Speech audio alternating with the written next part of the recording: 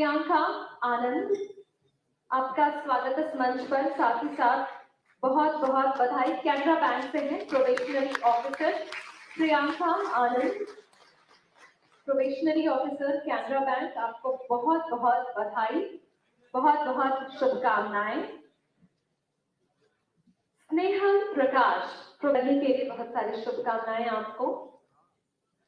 अंजलि कुमारी probation करेंगे, कार्यरत होंगे, बहुत बहुत बधाई, साथ ही साथ बहुत सारी जिम्मेदारी।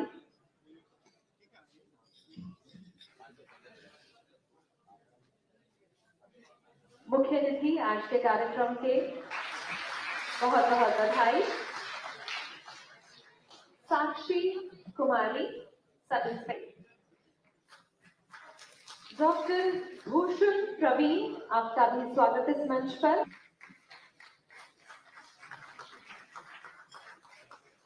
बहुत सारी शुभकामनाएं आपको। डॉक्टर चरणजीत दास, असिस्टेंट प्रोफेसर IIM बोध गया। डॉक्टर चरणजीत दास, असिस्टेंट प्रोफेसर IIM बोध गया, बहुत बहुत बधाई आपको, शुभकामनाएं इस मंच पर। बहुत बहुत बधाई, शुभकामनाएं। डॉक्टर सबसे पहले तो मैं आपको बधाई देता हूँ, जिन लोगों को आज नियुक्ति पत्र मिला है। सिर्फ आप ही को नहीं, जितने लोगों को 75,000 लोगों को नौकरियां मिली है आज, 75,000।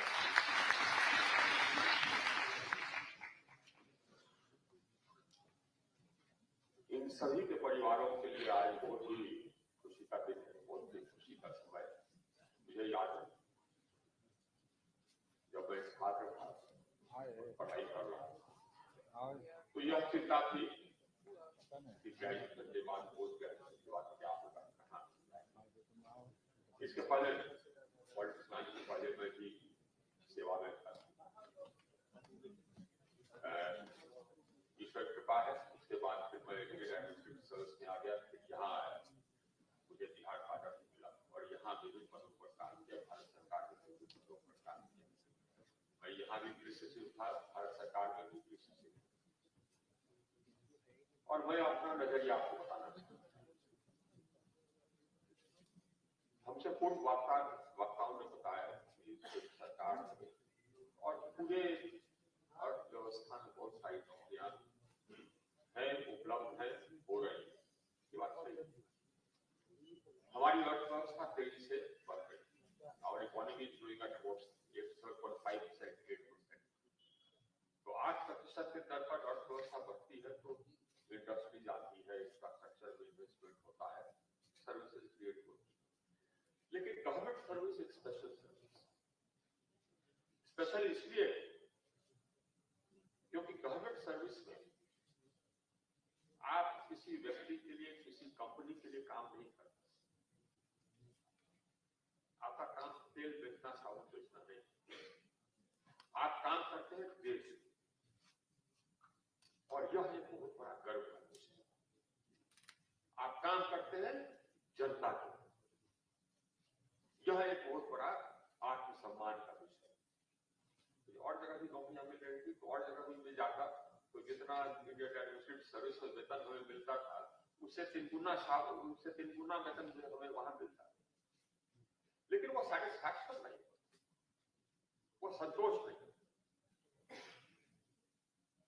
वह एक गर्व नहीं होता कि मैं देश के लिए काम कर रहा हूं, जनता के लिए काम कर रहा हूं। ये आप खुशकिस्मत है इसलिए कि आज वो मौका मिला है देश के लिए काम करने का, लोगों के लिए काम करने का। आप किसी व्यक्ति के नौकर नहीं है, आप किसी कंपनी के नौकर नहीं है, किसी कंपनी के मालिक के नौकर नहीं है। ये बड़े गौरव की बात है और इसी को ध्यान में रखते कि मैं किसका काम कर रहा हूं, देश का काम या प्रदेश का काम या जनता का काम, और नियम के अनुसार, कानून के अनुसार, किसी व्यक्ति विशेष का। ये हमेशा आप ध्यान रखेंगे तो आप कभी गलत नहीं करेंगे। अगर राष्ट्रहित को और प्रांत हित को, राष्ट्रहित को अगर आप सर्वोपरि रखेंगे तो आप कभी गलत नहीं करेंगे। इसी को ध्यान दें और आपका मोराल हमेशा ऊंचा है। ये हमने देखा, ये मैं अपने एक्सपीरियंस से आपको बताऊं और बुलंदी से कहा, ईमानदारी से कहा। लेकिन अगर आप ईमानदार नहीं रहिएगा तो बुलंद नहीं रह पाएंगे, ये ध्यान रखना। बुलंदी का राज है ईमानदार, सबको थता होता है।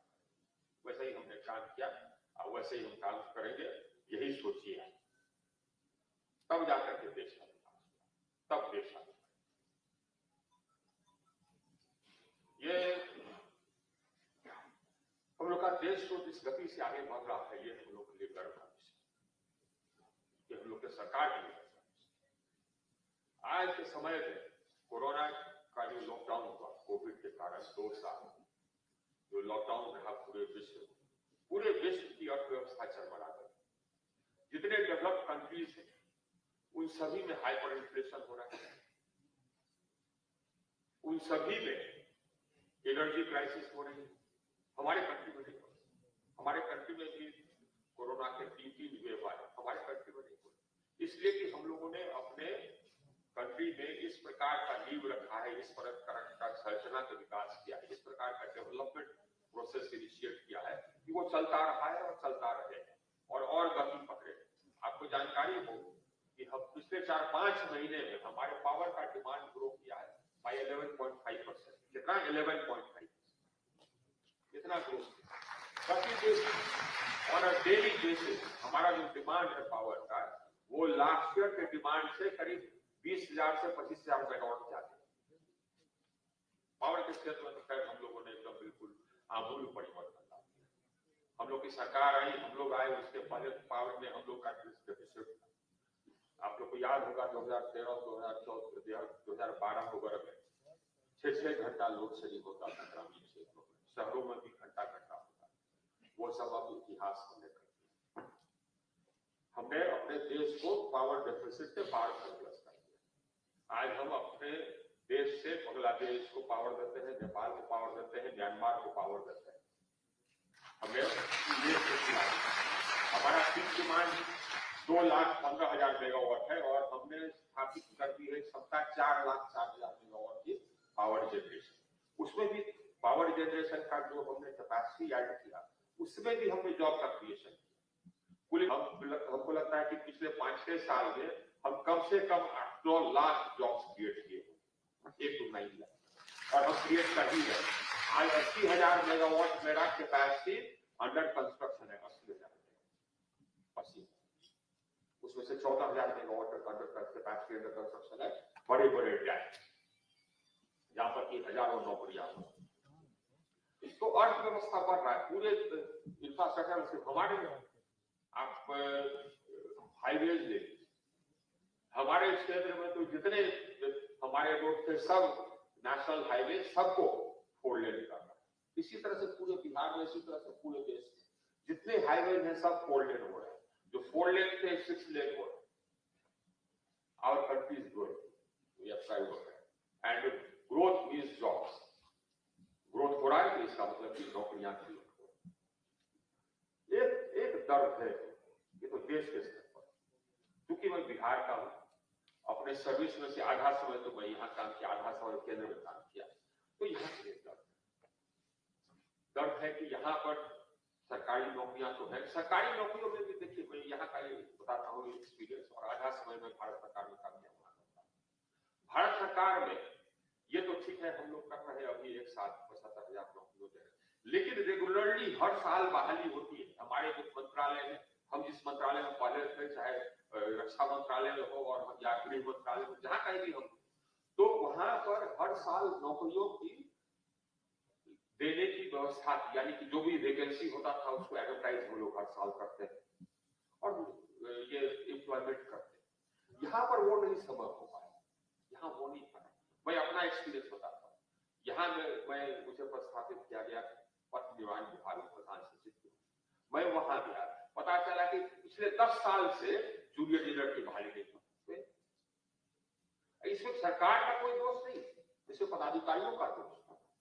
क्यों नहीं बहाली नहीं सर? अब बहाली करने में क्या दिक्कत है? यही बात सिर्फ ये जूनियर असिस्टेंट इंजीनियर में भी यही हाल है, वर्षों से प्रमोशन नहीं हुआ। अधीक्षण अभियंता थे जो अपना बेसिक उसका जो ये था कार्यपालक अभियंता थे, वो अपने वेतनमान में अधीक्षण अभियंता का प्रमोशन नहीं। ये कर्मचारियों का दोष और कुछ ये सरकार का जो कि नेतागण उनका भी दोष, नेता का पदाधिकारियों का भी दोष। ये व्यवस्था अभी भी है कि हाँ साहब को समय से न प्रोन्नति होती है, न समय से न नियुक्ति होती है। इस व्यवस्था को बिहार में हम लोग को ठीक करना अपना प्लान, लेकिन इसमें ये कुव्यवस्था और तो खैर बिहार में और भी चिंताजनक बात हो। आप लोग सब बिहार के, मैं आपको क्या बताऊं, आप लोग जाए कौन, स्कूल नहीं चलते।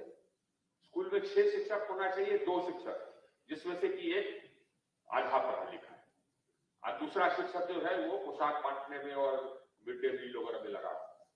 क्लासेस नहीं होते, स्कूल नहीं चलते, कॉलेज में क्लासेस नहीं होते, तो हम कहां से नौकरी के लिए तैयार करेंगे लोगों को? ये सरकार को सोचना चाहिए। कॉलेज में क्लासेस नहीं हो, परीक्षा समय पर नहीं हो, हम अपने पीढ़ी के साथ क्या कर रहे हैं? कहां से नौकरी के लिए हम ये रोजगार मेला लगाएंगे तो हमारे लोग कंप्यूट कहां से करेंगे जी? पढ़ाई का धराशायी हो गया। शर्म आनी चाहिए जो लोग यहाँ के हैं कर्म, जो भी इस प्रदेश का बागडोर संभाले हुए हैं, उनको शर्म आना चाहिए। ये अपने प्रदेश, ये अपना प्रदेश है, ये अपने प्रदेश का क्या हालत बनाते हैं। कहीं कंप्लीट नहीं कर पाएगा हमारा युवा, जबकि हमारा युवा बहुत प्रतिभाशाली। जहां कहीं भी मैं देखता हूं कि बिहार के लड़के और लड़कियां हैं, जिस कभी से किसी सेवा में है, बहुत अच्छा करते हैं, प्रतिभा जो, लेकिन उनसे सारा मौका जो है वो हम लोग यहाँ की सरकार धराशायी कर रही है। मुख्यमंत्री की आपको चिंतित होना चाहिए, और आज नहीं, आपको तो 10 साल पहले से चिंतित हो जाना चाहिए। इसके बाद कुछ करते क्यों नहीं? हमारे लोग सिर्फ मजदूरी करेंगे, जहां चले जाइए वहां पर मिल जाता है बिहार का ही मजदूर। हम लोगों को सिर्फ ये बात, सिर्फ पॉलिटिक्स की बात करने से उठ करके उस काम की बात करनी चाहिए। मेरा यही तो संदेश, यहाँ जो भी सरकार है खाली जात पात करें और पॉलिटिक्स करें, और यहाँ हमारा देश प्रदेश चला जाए रसातल में, ये शर्म की बात है, शर्म आनी चाहिए। खैर चलिए, मैं आपको बधाई देता, आप लोगों ने पढ़ाई कर ली। ये भी लेकिन देखिए, पढ़ाई भी की तो बहुत सारे इसमें से ऐसे लड़के लड़कियां होंगे जो कि बाहर जाकर के पढ़ाई की, क्योंकि यहाँ पर सेशन समय पर नहीं, बहुत सारे इसमें से ऐसे होंगे और तभी जाके कंप्लीट की। लेकिन आप लोग की कोई जिंदगी अब सही रास्ते पर आ गई। मेरा आपसे एक ही निवेदन, मन लगा के पढ़ाई। ये आपका देश है और इस देश को आप ही को संभालना है। बोलिए भारत माता की, भारत माता की।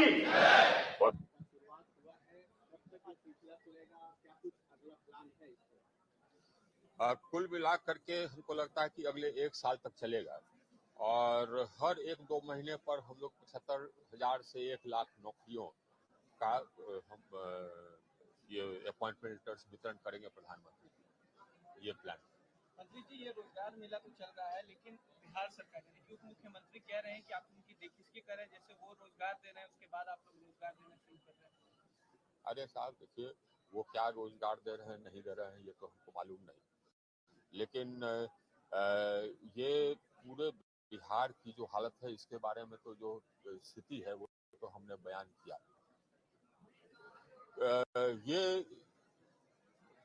हम लोग के प्रांत में पढ़ाई ठीक करने की आवश्यकता है। वो पहले ये सुनिश्चित करें कि स्कूल में शिक्षक रहें, स्कूल में शिक्षक पढ़ावें, कॉलेज में प्रोफेसर पढ़ावें, सेशन समय पर हो, इम्तिहान समय पर हो, पहले ये सुनिश्चित करें, और उसके बाद फिर ये सुनिश्चित करें कि जितने वैकेंसीज हैं उस पर बहाली करें। खाली बोलने से थोड़े काम होता है। चलिए, बिहार में जो है, जो स्थिति है वो किसी से छुपा हुआ है क्या? अब बोलना बंद करें ना, काम करना शुरू करें। ये तो बहाना बनाना बंद करें ना साहब। देखिए, केंद्र सरकार से जो भी शेयर होता है सभी राज्यों का, वो शेयर मिलता है केंद्र सरकार से। और जो शेयर मिलना है वो केंद्र सरकार तय नहीं करती है, फाइनेंस कमीशन तय करती है। तो फाइनेंस कमीशन ने जो तय किया है कि केंद्रीय करों से कितना प्रतिशत किस राज्य को जाएगा, उतना जाता है। ये केंद्र सरकार पर ये निर्भर नहीं है, फाइनेंस कमीशन पर निर्भर है। जिसको जानकारी है वो आपको बता देगा। ये लोग खाली जनता को ठगते हैं, अपने नाकामी को छिपा रहे हैं ना। एक उद्योग नहीं लाए। विकास का आपको बताना है क्या? बिहार के है ना, आपको बताना है कि क्या उद्योगीकरण हुआ यहाँ? बताने की जरूरत है नहीं है ना? तो फिर कांग्रेस लगातार आरोप लगा रही है कि 2024 में लोकसभा चुनाव है, इसलिए कांग्रेस पार्टी, अरे साहब छोड़िए ना, कांग्रेस है का और है, उसका वजूद बचेगा क्या? तो उनका नेता कौन? तो इटली से कोई जो आई हुई है वही है ना नेता। अरे छोड़िए, ये सब क्या, हम लोगों को काम करने से मतलब। जीतेंगे तो हम सही, जीतेंगे इसलिए कि पब्लिक हमारे साथ है, जीतेंगे इसलिए क्योंकि हम ईमानदार शासन दें, जीतेंगे तो हम सही। जो कहते रहे वो इरेलेवेंट, उनका कहने न कहने का कोई अंतर पड़ता नहीं, क्योंकि उनका वजूद ही समाप्त हो रहा है। जीतने की बात कहें सर, दो उपचुनाव है ये। हमको लगता है कि वो दोनों उपचुनाव भी हम जीतेंगे।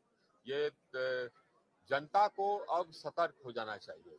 देखिए, आपके सामने एक ही विकल्प है, या तो आप ऐसे लोगों को चुनिए, ऐसी सरकार को चुनिए जो कि ईमानदारी से काम करे। या जात पात के नाम पर सिर्फ आप 10 लोगों को चुनते जाइएगा, फिर ये मत कहिए कि बहुत भ्रष्टाचार है ना। चलिए, थैंक यू।